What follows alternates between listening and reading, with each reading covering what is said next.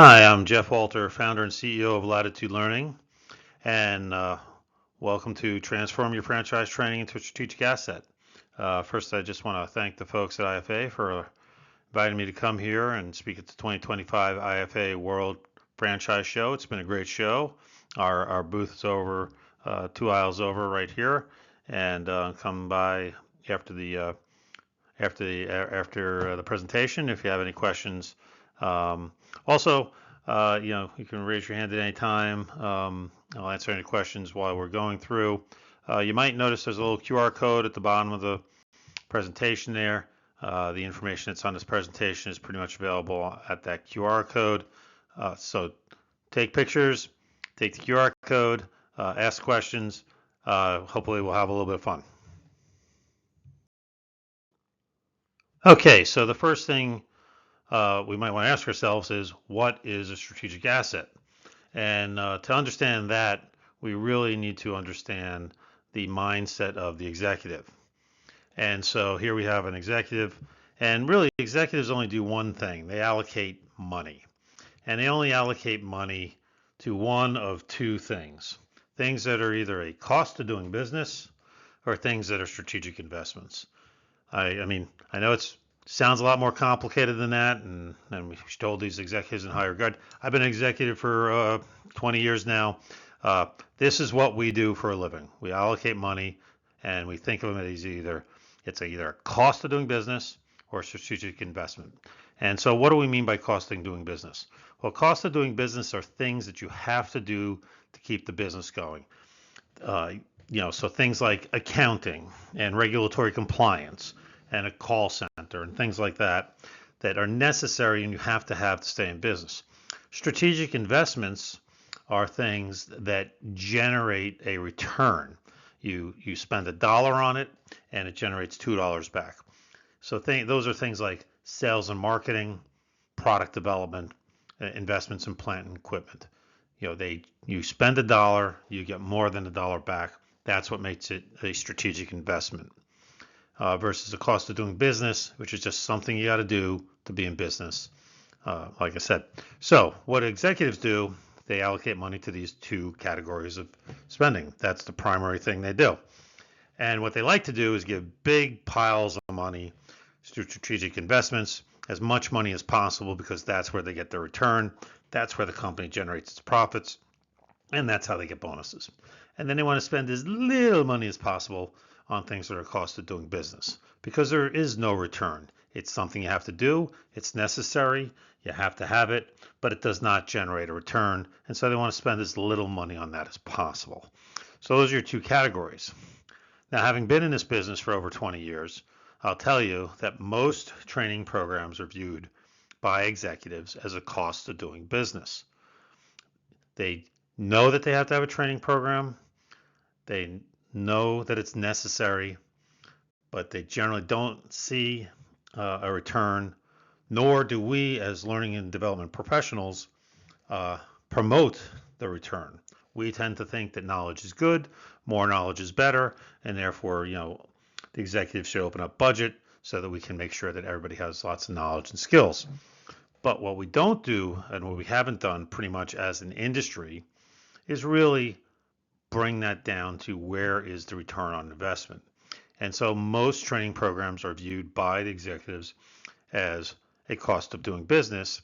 And the goal in turning it and transforming your training program into a strategic asset is to turn it into a strategic investment. And that's what makes it a strategic asset, is that it has a return on investment. And so that's what we're going to be talking about. And we got a lot to cover in a little bit of time. So let's go. Now, one of the great things about training, and as an L&D professional for several decades now, it's one of the reasons I love training, is I do believe knowledge is power, and with that, more knowledge is better than less knowledge, but it can drive benefits. And the primary benefit of franchise training is it can increase revenue and profitability. It's like a double whammy. You bring in more revenue, and of that revenue, you get to keep more of it as a profit. And so the training really can do that. I've seen it happen with a number of clients. It's a wonderful thing. And the way it does it is these other benefits that happen. One, with that training, you get a consistency across your franchise locations. That consistency leads to higher customer satisfaction and loyalty because they know wherever they go, they're going to get that same level of service and quality. So so you get that higher satisfaction, you get that higher loyalty. The other thing it does is it also helps the franchisee improve operational efficiency. And operational efficiency means that they can do more with less. They can do something and spend less money on it. That's your higher profitability right there. And then lastly, part of that is also improving franchise employee retention. I was talking to a gentleman earlier, and he was telling me about a recent study of retail employees. And one of the top reasons retail employees quit within the first 30 days is they're not trained. And then one of the top reasons they quit within the first year is even though they weren't trained, they stick around until they realize nobody else is trained and nobody knows what they're doing, and then they have a tendency to leave. So that helps out with retention. Retention helps out with efficiency.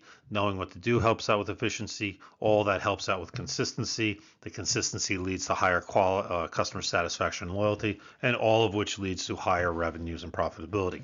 We've been doing this for a long time. We know that this works. Unfortunately, a lot of training programs don't take advantage or don't do what they need to do to generate those types of benefits. But we'll be getting into that. So let's move on. All right. So the first thing you got to ask yourself is who needs to be trained? And, depending on the franchise, there's different names for these folks, but basically the franchise operator, the owner, an operator that operates the franchise, any store managers or assistant managers they might have that help them with the store. And then, as a general term, skilled associates and sales associates, there are different names. Sometimes they're called technicians. Sometimes they're called installers. In a coffee shop, they might be called a barista. But these are people that have a skill that is core to the franchise, right? So I just call them skilled associates. Sales associates can be anywhere from a cashier to a salesperson whose full-time job it is to do something like if you have a more something like a Sinorama or a Zeitbar, which is a more technically oriented type of franchise. And then you might have some customer service reps depending on the type of franchise you have there. And there might be some marketing coordinators that help coordinate with the franchisor. So those are the folks that need to be trained. It really depends on the franchise and the nature of the franchise and the types of jobs that the franchisees have. But that's it, kind of good in a nutshell. All right, now we know who needs to be trained. The next question is what do they need to know and do? And first off the bat is business management. This is usually at the franchise operator level or the store managers. They need to understand the franchise model. They need to know how to read a financial statement, and so that financial management. They also need to understand leadership and how to run teams, and so it's the business management. You've got your sales and marketing, and don't worry, it's a little bit of an eye chart up here. Like I said, all this information is available if you follow the QR code. Which strategically is not on this page, but if you use the QR code from before, you'll get there. But sales and marketing, usually your sales associates are focused on that. Technical skills, skill development, adherence to standards, etc. Your technical associates are focused on that. Customer service in terms of how to, what the best practices, what are the service protocols, how to constructively take customer feedback is on there. Obviously, product knowledge, detailed understanding of the product and how it compares against the competitors, and being able to do hands-on demonstrations. Again, depending on the type of franchise you have. Quick service restaurants generally do a lot of hands-on demonstrations, but a number of other types of franchises do. The operational processes, how to actually, the systems and technology, the operational processes, and then if there's any regulatory compliance or ethical standards that are required for the nature of the franchise, those are also coming there.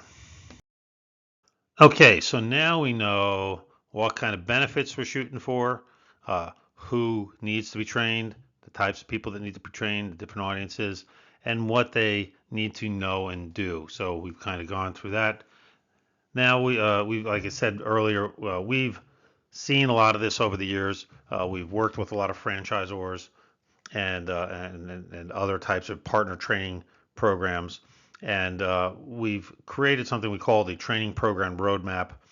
We've categorized the types of training programs into 5 different types of training programs, starting with stage 1. And these stages are kind of evolutionary steps that a program would go through as it goes from a modest low level of return to a very high level of return. So stage 1, self-directed. You've got the tools out there, the information out there for the learner to learn, and it's self-directed. They take the courses they want, and it's a very kind of it's a very volunteer-oriented type of program. Very good, except people tend to only go in when they want to learn something or they need to know something, and they don't go in, and you can't really, as a franchisor, depend that your franchisees have a certain level of knowledge or skill. Then from there we move on to a stage 2, what we call a knowledge acquisition type of training program. Here you're requiring people within the franchise, or at least a certain number of people within the franchise, to acquire a certain level of knowledge. You're doing assessments for that. Stage 3, skill development. Now you're going from knowing something to doing something. I always think of stage 2 and 3 as the difference between when you get your driver's license. Passing the written test is knowledge acquisition. Passing the road test is skill development. You actually need to be able to do something. And then we move up from there to performance oriented. Now it's not just being able to do something, but do it well and having high impact. And stage 4 is at the individual level. And stage 5, it's at the organization level, really focusing on organization performance. Now we've taken those 5 stages and we've identified the best practices in each stage. And don't worry, I know, especially, well, even if you're in the front row, this is a bit of an eye chart, especially if you're in the back row, but I think it's also an eye chart for the front row. But I just wanted to share this with you to say each stage has a set of best practices. Each stage can be optimized to be the best it can be, and these are some of the best practices. So not to go through each one of them because we don't have time. We're only here for a little bit, and so we got a lot to cover. But in general, in your stage 1, you've got comprehensive resources. You're doing blended learning, which means self-paced and instructor-led.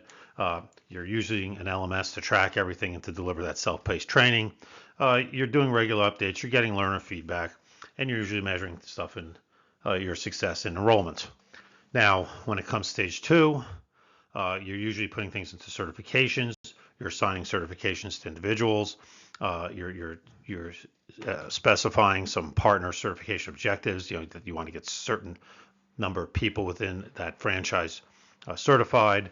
You're doing pre-assessments. You're letting people test out of some courses, because why sit in the hours-long training if they already know the stuff? You're incentivizing the training. You're branding it if you got multi-brands. A lot of learners might have multiple locations, etc. When you get to stage 3, now you're focused on skills, being able to do something. You're developing skill profiles. You're setting skill objectives for your partners and your franchisees. You're assigning skill levels to your people, and you're giving them, the main thing with skills. And again, going back to the driver's license, you need to be able to practice, and you need some mentorship, or you need some coaching, right? And so most of us with the driver's license, that was in a parking lot, and a parent or older sibling or uncle, showing us the ropes on how to actually parallel park, how to pull out a parking spot, how to accelerate, how to brake, etc. And then you need to move to stage 4. You start incorporating individual key performance indicators into your program, so that to get certified, they actually have to hit a certain level of performance. And then stage 5, you're getting into that organizational performance focus, where the organization has to you're bringing in partner or franchise KPIs into your training program, assigning certain staffing levels, and doing some pretty sophisticated discriminant analysis to figure things out. So again, eye chart, don't want to spend a ton of time on it. QR code at the bottom. If that QR code is too small for the folks in the back, if you can't get it, don't worry. At the end of the presentation, we'll have a slide with 2 big QR codes, and you can pick it up there.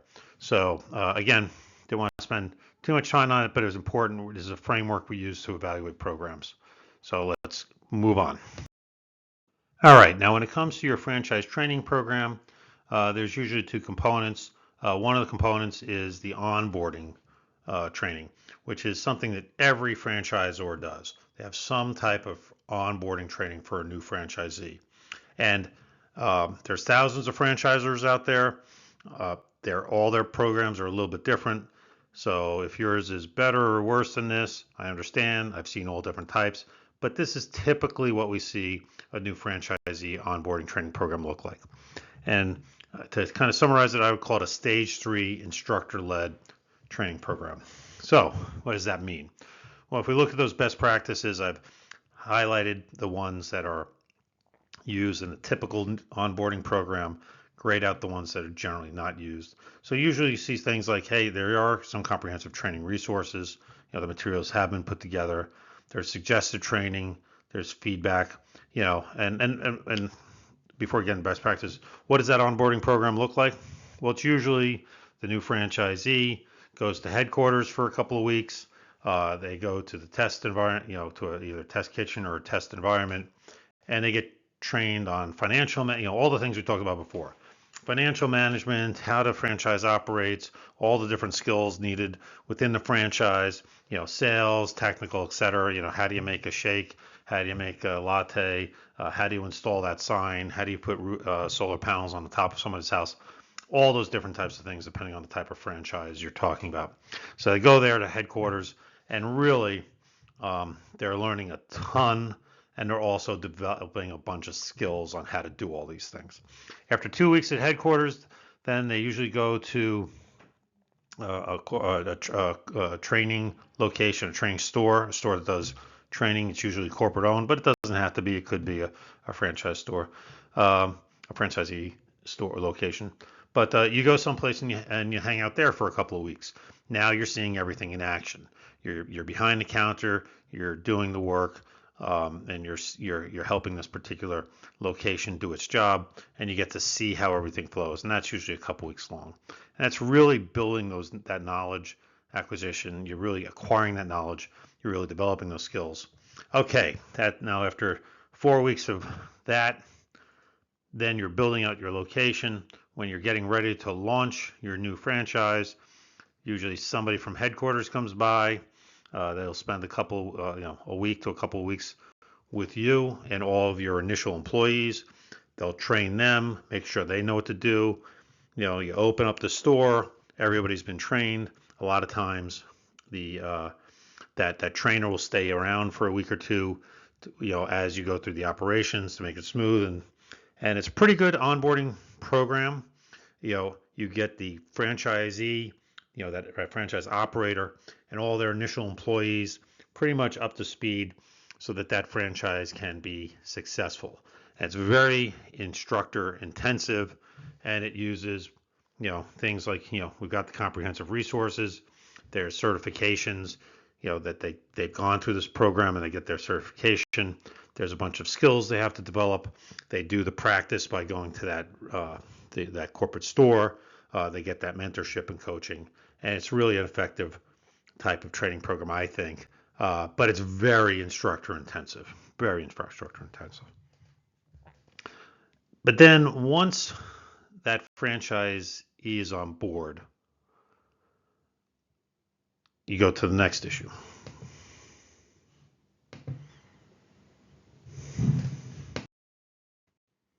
And that next challenge is training new franchise employees after that initial launch, after the onboarding. 6 months after the store is open, how does that new employee get trained? And again, I know there's a bunch of different varieties. There's over 3,000 franchisors in the United States alone. Everybody does it different, some better, some worse. Again, from my experience, the typical new franchise training program is what I would call a stage 1 train the trainer training program. That is, the franchisor goes, hey, here's all these great training resources. Here's the suggested training for that type of new employee.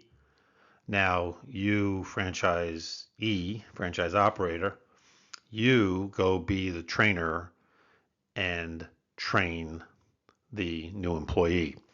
And it's a very, like I said earlier, instructor-led, instructor-heavy training program. Well, we're usually asking these franchise operators to do this. They've just launched.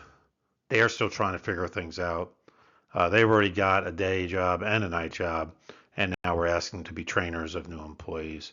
And so what generally happens is not a lot of training happens. Yeah, no, not a lot of training happens, and people usually end up with on-the-job training, or they learn on the job, and that's where it gets us back to that survey I was talking about earlier, where one of the biggest reasons people quit retail jobs within the first 30 days is they don't get trained. One of the biggest reasons they leave within the first year is they realize nobody else got trained and they don't know what they're doing either. So, and that really is exemplified by this type of training program. And so, what I thought I would do is, like I said, I think it's that ongoing franchise employee training program where we have a great opportunity to really make an impact and get those benefits of franchise training. And one of our clients is a power sports company. They make power sport vehicles and equipment, and they have a dealer training program, and these are the best practices that they've implemented, right? So, pretty much a full stage one. They have the resources. They've implemented a blended learning program. So blended learning means you've got a bunch of self-study courses, and then you also have the instructor-led courses that come after the self-study. And the neat thing about that is, and the benefit that we've seen on that, is that self-study courses, whether they're e-learning courses or videos with assessments or whatever, allows a person at their own pace to acquire a certain set of knowledge, a certain level of knowledge and understanding. And then, and those self-study courses are also prerequisites for the instructor-led training. And then when they go to the instructor-led training, well, basically, everybody has a certain base level of knowledge. In instructor-led training, you tend to teach the lowest common denominator. Here, everybody has an elevated sense of understanding, and that very valuable instructor, that person whose time and experience is very valuable, now spends their time focusing on much more advanced concepts. And so not only does it take some of the pressure off of the instructors in terms of everything they've got to teach, and you can shorten and shrink the number of instructor hours of instruction per student, but that the hours that they are there, the students get so much more out of it because they come with a base level of knowledge. And so that's the blended learning. I really want to focus on that. You see that down in the stage one. Then what this client has done, they have a number of certifications. They assign them. They assign objectives for their dealers to have a certain number of trained or certified staff per location. They incentivize the training. It's interesting in this place. This particular client charges for the training, and as you as a dealer get more trained people in your dealership, what they charge for the training, they actually have a kind of a bronze, silver, gold, level 1, 2, 3. And as you go from level 1 to level 3, at level 1 you're paying full price for the training. Level 2 you're paying half price. Level 3 training's free. So that's one way they incentivize the dealer. And then the other thing they do, here you've got a lot of warranty work going on. And as you go from that level 1 to level 2 to level 3, as a dealer, not as an individual, they increase what they give a premium on the warranty work because they know that there'll be less repeat that'll be fixed right the first time, and they won't have to pay for the warranty work to be done over again. And so it really becomes win-win for everybody. Then you get into the skill profiles and skill assessments, incentivizing that as well. And then this particular client does something really interesting. And again, I'm bringing this up as something that I think is just valuable for everybody. They use an organizational performance metric for success, partner impact, and it's a net promoter score. They ask the franchise operator, would you recommend, on a scale of 0 to 10, it's the net promoter question, would you recommend this program to another dealer? And everything is based on the net promoter score. The program is judged on it. Bonuses are, for the people running the program are based on it. It's all based on the net promoter score. So it's really, you don't have to create all these, very sophisticated KPIs. You can just do something very simple like a net promoter score. I thought it was brilliant when I first heard of it. I was like, oh, of course, in retrospect, it made sense. But I thought this is just a really achievable training program that I want to share. And I think it's a really good goal for most franchise employee training programs. And I would use this as the model that I would shoot for, because you get tremendous return on investment here. Tremendous. There is stage 4 and 5, and you'll get more return on investment, but this is something that's very achievable for just about every franchisor out there and their franchise training program. So I would use this as the model. I really like this. This client does great, and they get so much value out of their training program. It's amazing.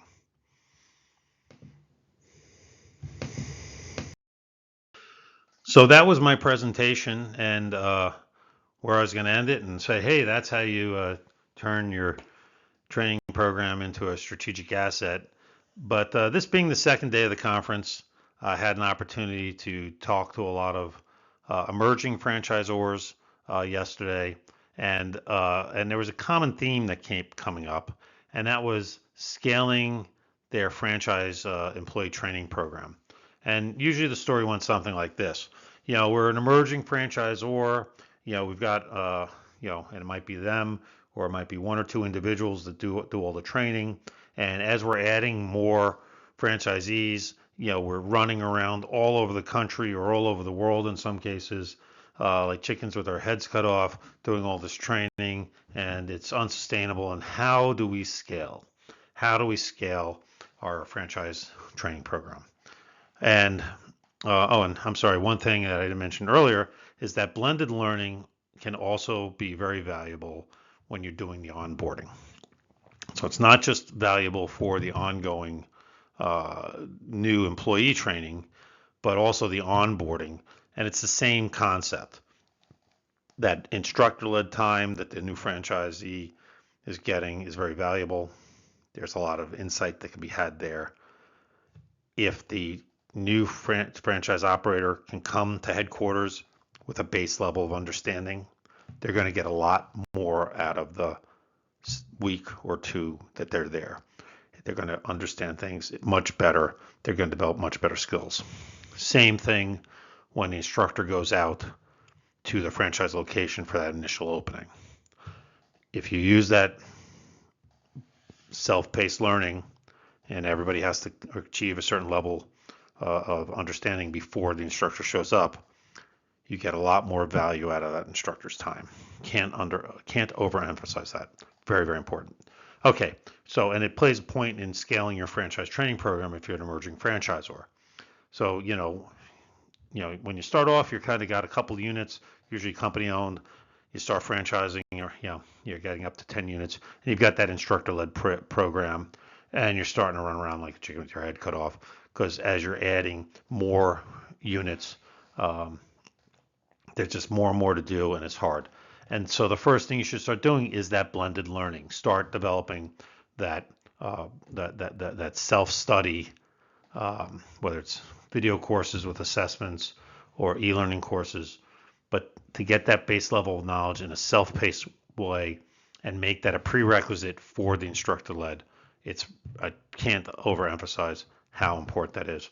To do that, of course, you got to bring in an LMS. We're an LMS vendor, so we like that. But you do need that. You want to do the pre-assessments and allow people to test out if they already have the knowledge. You want to get that learner feedback. You want to create those certifications to say they're a certified person. You want to assign those certifications based on the type of role they're playing within the franchisor.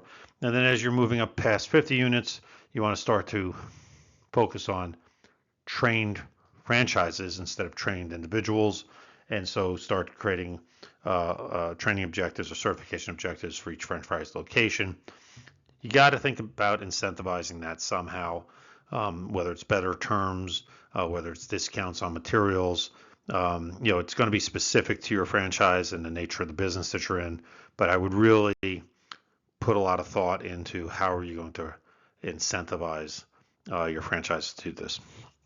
And then as you get up past the 100 unit mark, now you can start focusing on the skills and skill profiles and skill development and creating things for practice. And one thing I will say, and the practice and coaching again tends to be very, very expensive.